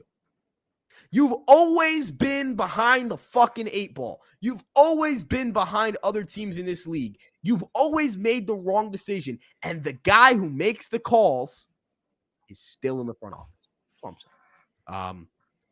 First time in years, I remember that. Yeah, I mean, I don't blame you, man. I don't blame you for going off on this. He's won 5 Sorry games. about that. You Oh, know, there, no, there you're is a good. bit of a delay and a lag, but Yeah, I forgot about that. But yeah, like basically what you were saying, you know, with the there's a bit of a delay, so we're kind of just working around that. But regardless, you know, I kind of just wanted to add real quick with your stuff about Cabrera and stuff. It feels like the Yankees have been setting the guy up for failure because you know he was supposed to be in AAA like 3 different times to kind of figure himself out a little bit. And he's had no choice but to come back up because of other injuries and stuff. Like, you know, you can't necessarily do anything about it. But at the same time, you know, if your intention is to send Cabrera down to AAA to fix himself and kind of, you know, not only fix his swing and stuff, but also fix his mental, because I'm sure part of his struggle is involved the mental a little bit. And you just keep having to have him come right back up and expect him to, I guess, figure it out at the major league level. You're hurting the guy's development. You're hurting his development, really, you are. And I know Yeah. the options are small. You know, I got to acknowledge that to a degree. But you know, when you keep just having the guy come up and down, spend 5 minutes in AAA, come right back up. Spend 2 minutes in AAA, come right back up. Oh, spend one day in AAA. Oh, you're back up here. You're hurting the guy's development, dude. You're not really giving him a chance to really kind of figure things out a little bit. And like I said, the options are dwindled. I know they're limited, but at the same time, there's got to be a different workaround with that. There has to be. You cannot just keep sending the guy down like that. It's hurting his development. And I'm sure the constant up and down of going from AAA to the major level, that can hurt a player's confidence too, because then it feels like you know, to a player that the team is unsure of if they think you're good enough to be on the roster. So they're just going to keep, you know, toying with that. That can hurt a player's confidence a bit. It really can. And some may think that I'm overthinking that, but it really can. And I mean, have we really seen much from Cabrera since, you know, all that up and down? No, we have not. And I expected to not see much because he never got a chance to really fix anything. So that's pretty much all I had to say about that. And to add to this comment here, you know, first time in years that I can't remember that they have when the Yankees have won 2 games in a row. Yeah, I mean, it feels like this team can't really rattle off like a winning streak. It really feels like they can't. You know, last year they had like 2 different 8-game win streaks or 10-game win streaks, whatever you want to call it. They had like 3 different, like they had like so many different 5-game win streaks, you know, 6-game win streaks, et cetera, et cetera. Feels like this year's team is just so like it's just so mediocre. It just levels off, up and down. You know, win 1 game, lose the next game. Win 2 games, you lose the next 3. I don't know, win 3 games, now you just lost the next 3. They're just going back and forth, and they're like 5-9 since the trade deadline as well. So they're actually playing worse than that mediocre mediocreness that I've been alluding to. So I kind of just want to hear what you guys say about that because I didn't really give you a chance to kind of feed off of this comment. No, you're good. I mean, personally, the way I view it is if you are not playing well at the major league level and you're a prospect, the best thing you can get are minor league reps because you can get them every day. And the team has an extended period where these games, not that these games don't matter, but you can work on things. Cody Bellinger talked about this with The Athletic last year over the offseason. I'm not sure if it was with The Athletic or with a different outlet, but I know he discussed like the concept of with the Dodgers, it became really difficult to try to really change the way you swing. Not because the Dodgers are bad or anything at those things, but because you're playing on a playoff team. When you're trying to win baseball games, you don't want to tweak everything because then you become absolutely useless for a little bit. You're trying to figure it out as you go. And from the perspective of Oswaldo Cabrera, what massive adjustment can you make at the major league level when you're playing every other day, right? Like you're not going to make the adjustment there. And not only that, but Major League Pitching has figured you out. You have to figure it out now. You know what I mean? That comes with AAA. It allows more people to get their eyes on you and get their eyes on your swing. It gives you film that you can send to other people and ask for help. you have to play baseball to get better at baseball, right? That's how it works. And if the Yankees again don't think Cabrera's good, or they don't think he's good, they don't think he's good enough. The jury is still out on him. If they didn't think he was good, he's 24. You didn't think maybe the guy should go to AAA and get fucking reps and just try to figure this thing out? It's weird to me because it's like to have young guys on their roster matters when it comes to like having Cabrera up. It feels like the only kids they have up are either like Volpe, or in Cabrera's case, it's the wrong call to have the guy up in the first place. You know what I'm saying? It's like, why can't we just do this the right way? I don't get it. Why can't you do it the right way? That's really what I'm at. Why can't you do it the right way? I'm going to skip ahead here because there's an active conversation going on about Cabrera down here that I figured would be relevant here. Let's see. Where do we want to start? Oh, with Jordan, my guy. This is certified Larry Rothschild subtweet. Jordan, thank you for stopping by. But Larry Rothschild, I didn't like the guy. That this was talking about the pitching stuff that I was referring to earlier with Cole. Cabrera hasn't made the adjustments. MLB pitching, the MLB figured it out. He can't hit high heat and swings that slides into dirt. Yeah, he's bad right now, like really bad. And I don't want to make it seem like I'm saying that Cabrera isn't to blame for his struggles. When you struggle, it's on you. Like, you're why you struggle. You performed poorly. But the organization, your coaches, your GM, your manager, they're supposed to provide the systems, and put you in a situation to succeed, right? Cabrera can't option himself. Brian Cashman can. You get what I'm saying? If Brian Cashman doesn't identify that you have to option this kid, Brian Cashman isn't doing the little things right then. That's him not putting Cabrera in a position to succeed. Do you trust a guy who can't figure out how to put Cabrera in a position to succeed? Can you not, if you can't figure that out and you can't put him in a position to succeed, can you trust him to do the same with this next group of guys, right? Do you trust him to put Austin Wells in a position to succeed? Do you trust him to put Everson Pereira in a position to succeed? Do you trust him to make the right calls with these guys? I don't at this point. And that's kind of where I'm at here.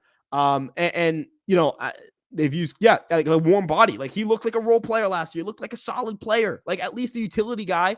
Hell, he doesn't have to hit for 111 WRC plus. Can I get a 95? Like, I don't think that's impossible. Like, I don't know, Dylan. I don't know. Maybe I'm like just going crazy here. I could be. I'm a kind of a crazy guy. But nah, you're not wrong, honestly. Like he did look like a very solid, role player / utility piece that could have been very valuable to have, this season. We saw him do some cool things in the playoffs last year too. He had that home run against Cleveland. I know he didn't do much outside of that home run, but a rookie doing something cool like that in the postseason is always, an encouraging sign for the future, even if they don't do much after that. You know what I mean? And I don't know, man. Like, it felt like there was a lot of potential with Cabrera, honestly. A switch hitter with some pop and, some good, versatility on the field. I like the versatility he brings, honestly. I like the fact that you can kind of insert Cabrera almost anywhere on the field. But at the same time, his bat has been that bad, and they haven't really given him the opportunity to kind of fix that bat. Like you said, playing every other day isn't going to do you any good.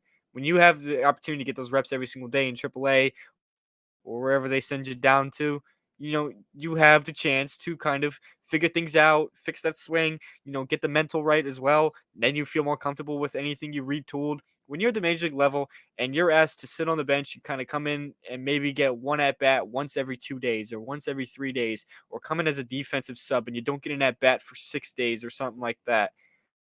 What's that going to do for you? That's not going to do you any good. And that's why that's part of why I think they're kind of setting him up for failure a little bit. You know what I mean? It feels like the Yankees aren't really actively trying to make sure that he fixes what he needs to fix. It feels like they're kind of just using him as like all right, well, you're just an option we have. An outfielder, all right, well, you're coming up and we're going to have you be a defensive sub once in a while, but you're not going to get that many reps every day. You're not going to get any at-bats to kind of, fix yourself a little bit. You're not going to get an opportunity. Nah, you're just going to, we just have you as backup. That's kind of how they view him right now. And like, I don't know how I feel about that. I feel like he could have been something really valuable to have. Not saying that the guy was going to become like an all-star. No, I'm not like overrating him here. I'm not going to sit here and act like he was going to become a star, but he could have been valuable to have. How many teams would dream of having, a utility guy who could hit for power and be a consistent, just a consistent contributor on a positive side. Many teams would dream to have something like that. And the Yankees could have had that with Cabrera, but right now they're kind of they pretty much stalled his development completely. It's like a completely different version of what he was last year. Last year there were some many bright signs. It looked like he was that spark the team needed at the time because the team was struggling when they called him up. He brought some power, brought some versatility, the switch hitting, all that good stuff. Now it just feels like he's kind of just there and not really doing anything. And that's not, I don't really even blame Cabrera at this point. I blame the Yankees for not Yeah, really giving him the chance to kind of fix himself because he hasn't had the chance.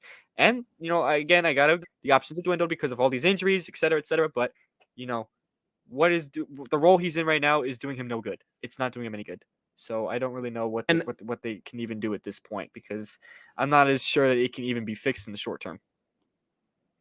and I want to point this out because this is such a good comment. Dylan, the Yankees have not won on the margins for the majority of the last few years. When it comes to depth in the lineup, when it comes to having like just versatile guys who can play around the field, they don't have that. And the one guy they finally produced who had that, they saw him struggle and they haven't sent him down to just get better. They refuse. It's a refuse. It's a stubbornness almost. And that's the shit that pisses me off with this team. That's really what fucking pisses me off with this team. It's like, I can see this. Why can't you see this? I can see it. I'm not trying to say I'm like this uber smart person. I'm actually trying to argue the opposite. I feel like if I can see something that the Yankees can't, something horrible has happened. Like that means DEFCON 1. That's like my bar has always been, as long as the Yankees are smarter than me, it can't be that bad. Like as long as they consistently make decisions every single year that are by far better than any decision that I could make, go with me. Look, I'll live with it. You know what I mean? Because at that point, I can't. You know what I mean? Not that I'm saying because I'm not. How do I put this? There are like your standard should be to be smarter than a fan if you're a front office, but like I mean more so from the perspective of if the second I feel like I can agree with a fan more than my own front office. You know what I mean? Like that's a really bad issue. Like we're Knicks fans. You know what? We're Knicks fans. I think it's a great like that was miserable. You would see your team make mistakes that were so obvious and right in front of them. You're just not used to that with the Yankees. Like we could criticize Brian Cashman, but we're not used to that. You know what I mean? I feel like that's not something we're used to. We're here now. What like they don't win on the margins. Again, like they don't get surplus value from position groups that, they have the highest paid position player group in baseball. You know that, right? This year, no one's paid more position players than the Yankees have this season. $155 million, Dylan. Dylan, 100. You know what you can do with $155 million, man? You do a lot of things with $155 million. I kind of, if Hal reset the luxury tax this year, would you be that mad at him? Nope.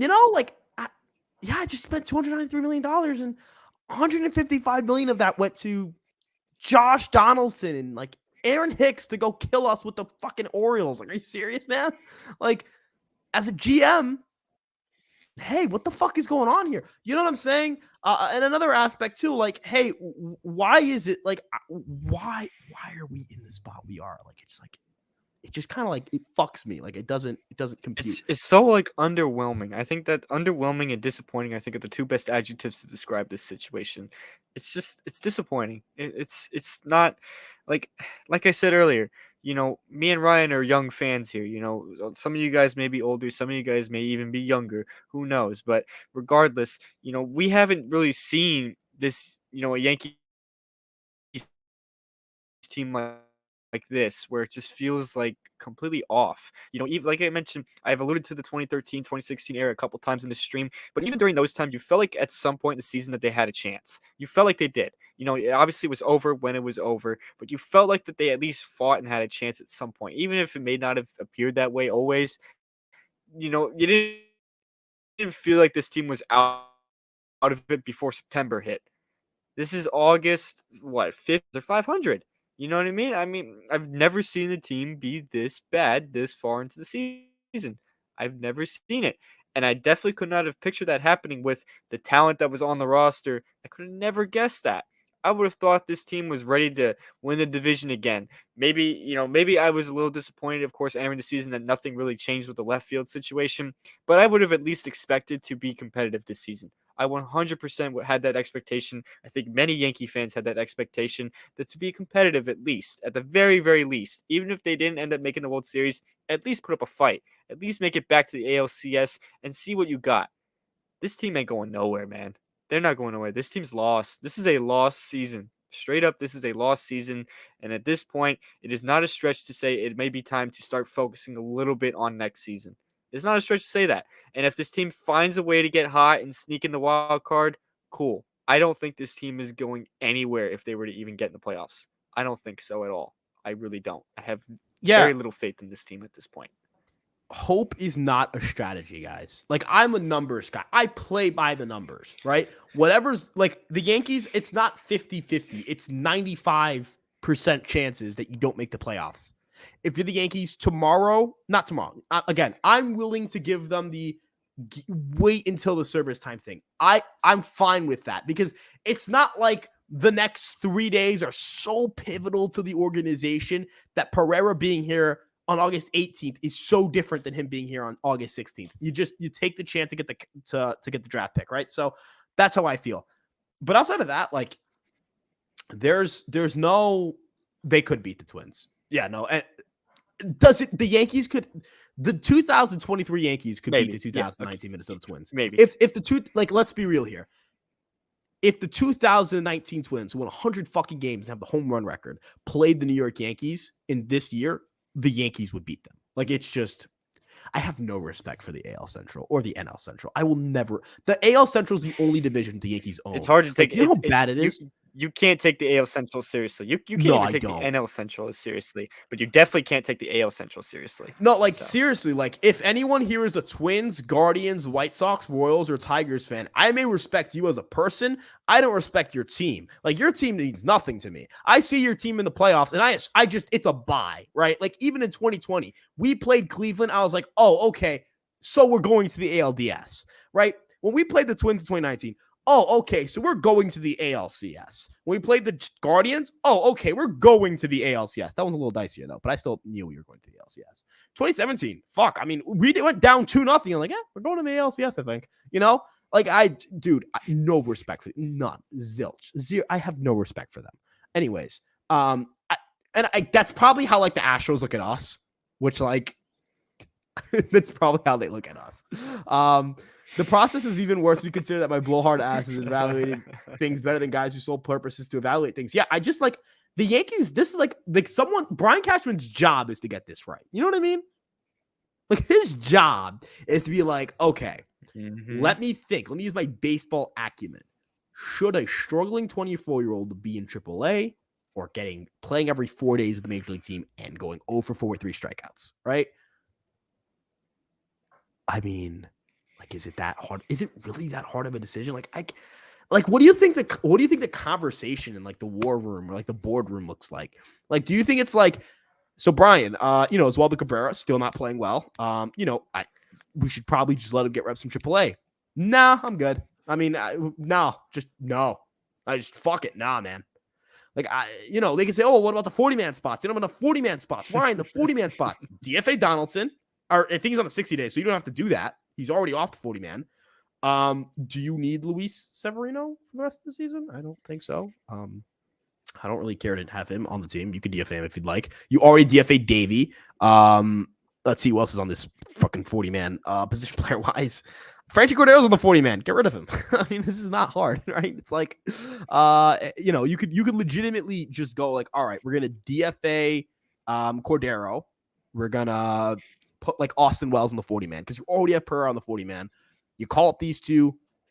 You send down Cabrera and like work that, I guess. Is Greg Allen important? Do you have to have? Does Greg Allen have to be here? No, I like Greg Allen. Does Greg Allen have to be here? Like, Dylan, does he have to be here? Is he No, he does important for you? not. Right? No. Sometimes that's Okay, so you can DFA him, right? sometimes I'm forgetting he's on the team. I feel bad, but like, because this is Greg Allen's not the problem. It's just he Yeah. doesn't serve a purpose. He doesn't have to be here, right? No, he doesn't. You could DFA him too. Put fucking like Jamie Westbrook on the roster so that like you can have him be your utility guy. Let Cabrera play in AAA. Whatever you have to make happen to make this happen. Call up Ben Rice, dude. I don't give a shit. Like, I feel like some people are like, oh, well, you want him to just call up a bunch of rookies? Yes. Like the answer to that question is just yeah. Like, oh, what? You're just gonna DFA They everybody? may as well go younger at this point. It's not like Yeah, the season's literally lost at this point. it's so funny because people are like season's this is lost. I love this. I love this. They're like 5 DFA on this team. Yeah, like I think when like there's like this idea that like you can't just DFA a bunch of dudes. Yes, you can't. Like, yeah, why can't you? Like, why does Franchi Cordero exist? Who's picking him up? You know what I mean? You can DFA him, we'll stay in the league. Stay with the team. Yeah, look, this is very true. The Yankees were really bad in 2016 to start that. They were very mediocre. Not bad, mediocre. And then they just were like, fuck it, let's call up a bunch of kids. Judge was terrible, but that experience helped him change his batting stance in spring training. They found that his stance was too open, fixed it, and now Aaron Judge is the most important player on this team. Gary Sanchez had that great stretch. I know Gary Sanchez didn't end great here, but his career at the Yankees was pretty fun. Severino in 2016 got fucking shelled. Do you remember that year where like 2015 was really good. 2016 gets fucking obliterated, gets sent down to the minor leagues, comes back up as a reliever. 2017, all of the experience he had at the major league level turned into that 2017 season. Jordan Montgomery won the 5th starter job as a true rookie. First pitch he threw in Major League Baseball was in 2017 in his first start. Hit 6 starts in AAA, and he was the Yankees' second best pitcher in F-WAR and third best pitcher in B-WAR. Tied for second best with CC Sabathia. So objectively speaking, he was the Yankees' second best pitcher that season. Just think about that, Dylan. Right?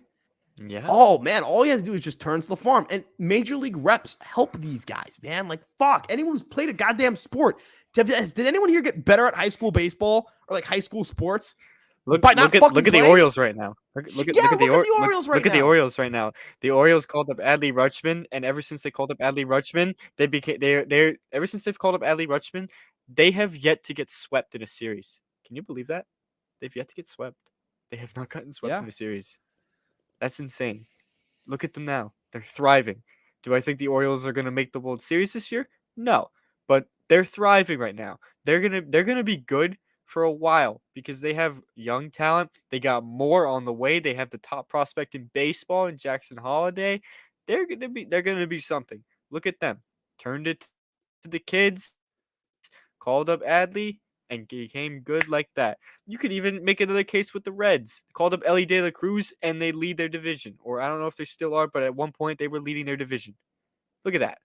You turn it to the kids, and good things can happen. Not saying that the Yankees can necessarily pull it off just like that, because I know the Yankees don't have an Adley Rutschman or an Ellie De La Cruz, but still, regardless, sometimes going younger is the way to go.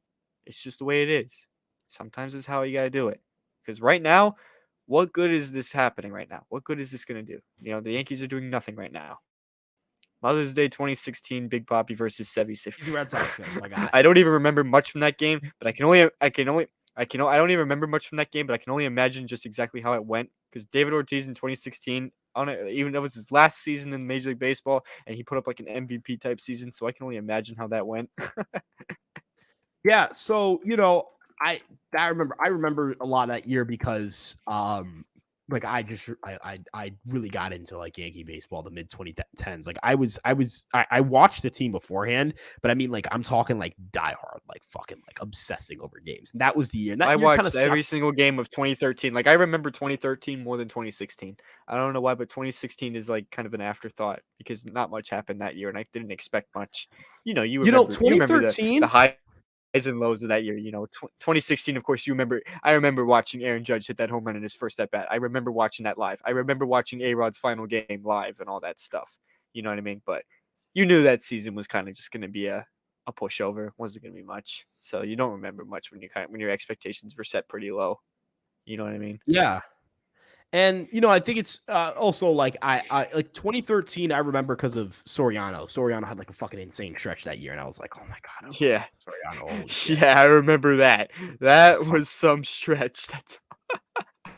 Oh my god! You know what? Bring back Alfonso Soriano. Fuck, Bring him dude, he back. We was could use him fun. right now. We need a left fielder. We could use him right now.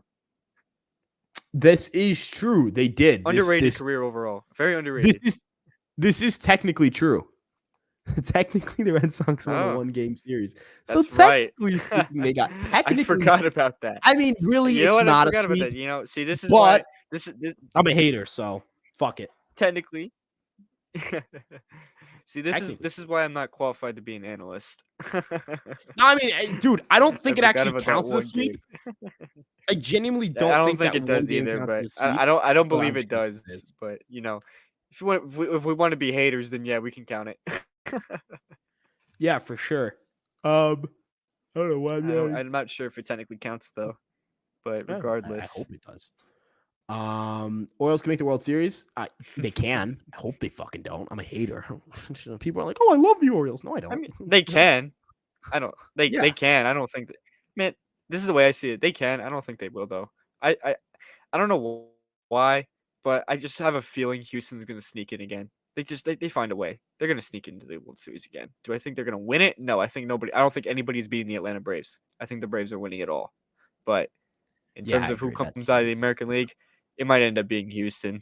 It might end up being Houston. It very well might end up being Houston. Even Texas could find a way, but it very well might end up being Houston. The Orioles I think could, it'd be if the a Orioles fun get World in, Series. good for them. They've been a fun story. But oh yeah, oh yeah, and if the Orioles get in, good for them. They've been a fun story. So like I'm not gonna dwell on that. I just don't see it happening this year. And See, if I'm just a hater. if you disagree, then that's fine. But yeah, see, you're the hater. No, I'm a But hater. I don't. I like Would not. yeah. I cannot. I need the Orioles to not win the World Series, ideally, or make it. I'm a hater. I need every AL East team that makes the playoffs has to get knocked down the first round. Every single one, without Oh yeah, fucking. I mean, absolutely.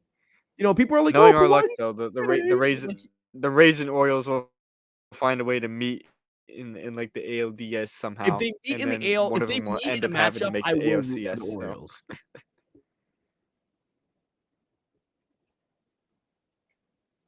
Like in a me too. match, Me I don't too. know if I'm delayed. Me Oh, too. I'm okay. I'm back.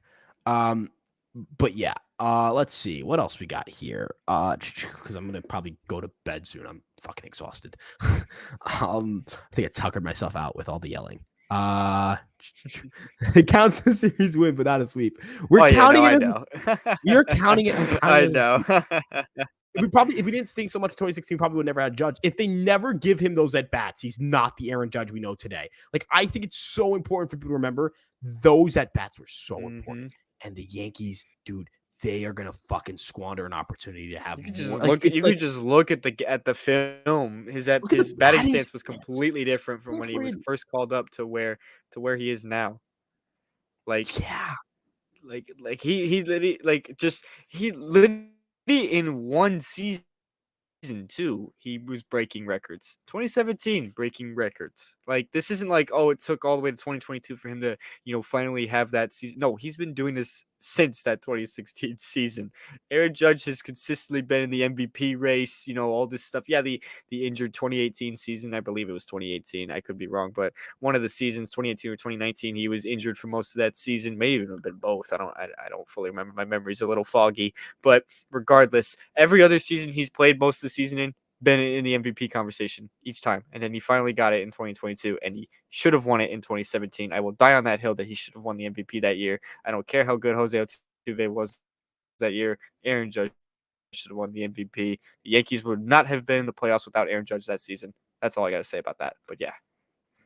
Yeah, and another thing here, Jaron Duran's a great example. Jaron Duran kind of got like was the poster boy of like defensive issues for the Red Sox last year with the fucking inside the park. Do you remember that Ramal Tapia inside the Parker at 24 was not good at the major level. At 25, also not good at the major level. Yep, where he lost in the 26, lights. Yep, he figures it out, right? Like I'm not saying that the Yankees have that in Oswaldo Cabrera. I'm not, because Jaron Duran is an outlier case, but those cases exist. Right, like the best way to actually is funny because I think I got this from Alex.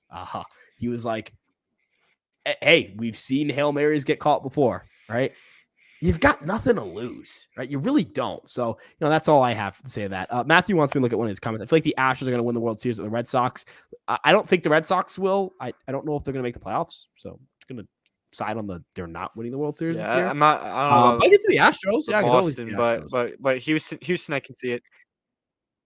I can see I it. think they're like Again, I still think nobody's beating the Atlanta Braves, but I think. I think What were you I saying? think the Astros are clearly like the AL's like safest pick. You know what I mean?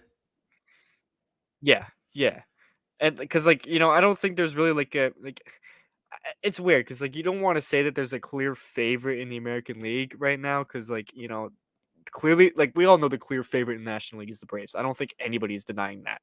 And then the American League, it's you want to say Houston, you if you're an Orioles fan or you want chaos, you're gonna say Baltimore, or you're gonna say the Rangers. The Rangers have been putting up a great season themselves, but I don't know. I just feel like Houston is gonna find a way to sneak back into the World Series. They always find a way. They do. So I feel like they're just gonna find a way again, but I don't think they're gonna win it. I think it's gonna be a 2021 rematch of the World Series. It's gonna be Braves and Astros. I do think though the Braves would win that, but who knows? I like chaos, so who knows? Maybe we'll see Baltimore in the World Series or something. Who knows? But yeah, I don't think Boston's getting there though. That's some extreme optimism. You must be a Red Sox fan. Yeah, look, I appreciate being I guess the word would be optimistic. Like I don't see a reason to intentionally be miserable about your team. Oh yeah, no, of course not. But yeah, I think that I think that end of the day, hey, I think it's Astros and Braves. I think it's Astros and Braves. I would love to see Rangers and Braves. That would be really cool. That'd be I dope as would love that shit. too. That would be an That'd be offense. That would be fucking love. some offensive fun. That type of World Yeah. Series, that would be fun to watch offense. If you like offense, that would be fun. That'd be fun. Yeah, no, definitely. So I wish we were in that conversation. Dodgers are a sleeper team to make the World Series right now. I agree. Dodgers are phenomenal. Dodgers are. I just want people to. Okay, you know what? Yep. The Dodgers shed $40 million. Yep. You know what I mean? They shed $40 million entering the season. Andrew Friedman, the president of baseball operations for the Los Angeles Dodgers, oversaw an offseason where they had to shed $40 million. And they went out and they are again just the best team in the NL West. And they're probably going to win 95 to 99 games. They're probably going to do a lot of really good things in the postseason if they play to the back of their baseball cards. They're probably going to go to the NLCS. They're up 2-0 against the Brewers. If they win today, it'll be 72 and 46.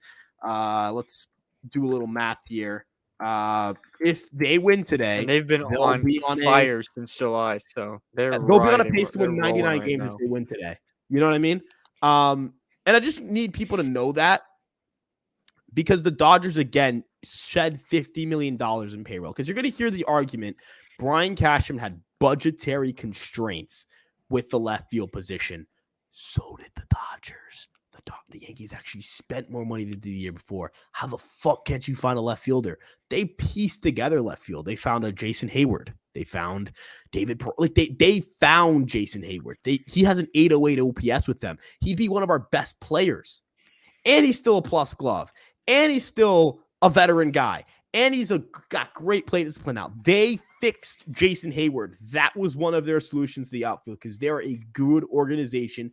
They say, hey, this guy hits our data points. We're going to bring this guy in because they hit our data points. We're going to play this guy a lot because we trust our organizational process. The Yankees do not have that. And that's really the issue for me right now. Let's see. Jung-Hoo Lee. Yeah, he's awesome. I don't know if I did a specific video about him, but if I haven't, I will. I think Sam did. I think Sam. Yeah, did Sam did. I know he did a short or like a TikTok. Yep. He's a good player. I'm gonna probably dedicate a whole video to that at some point. I hope. We could use that. We could use anything. Shoot, we could use anything at this point, dude. Yeah, the Yankees didn't. No, they didn't sign David Peralta. And I can say this now. I know the Yankees made an offer for Peralta and they were interested. And Peralta isn't even a crazy player. He has a 95 WRC plus, but it's better than what we have. And that's kind of the big thing here, right? He can hit right-handed pitching. he has why is he hitting lefties better this year? What the fuck? Anyways, but he's an okay player. Like it's better than nothing. Like the Yankees made it seem like they couldn't get average in left field. They could, and they just didn't. They chose not to. That's a choice they made. You know what I'm saying? That's something they decided they didn't want to do. Mm-hmm. And that's really that pisses me off so much, man. Like they made the decision. That was a decision they made. His expected home runs would be 9 at Yankee Stadium versus 7, which he has currently. So he'd probably be an above average hitter if he was signed with the Yankees. It's just like, dude, fuck, man. Like you really, this is all you could do for me. You know, Brian Cashman, I'm sorry, he doesn't do well enough in the margins. But is there anything else you want to talk about before we get off air? Because I'm exhausted.